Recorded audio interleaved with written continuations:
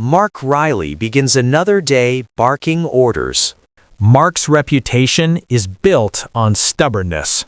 Leo joins the team, hoping for stability. Mark discovers damaged equipment.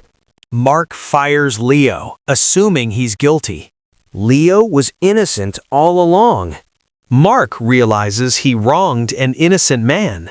He decides to apologize to Leo. Leo doesn't expect Mark's arrival.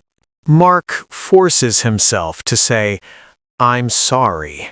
Leo accepts the apology with grace.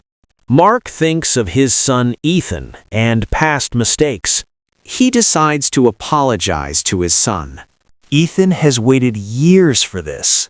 Mark admits his failures as a father. Ethan forgives him wholeheartedly. Mark starts amending broken relationships. Workers appreciate his change. Every apology lifts a weight off his soul. The site runs better under a changed Mark. Mark guides instead of commands. Mark shares how pride almost destroyed his life. People relate to his message. His transformation inspires others. Their bond finally heals. He writes the names of people he wronged and works to rebuild trust. He chooses kindness daily. Strength is not pride, it's humility. He reminds himself to stay humble. He becomes a better man, one honest word at a time.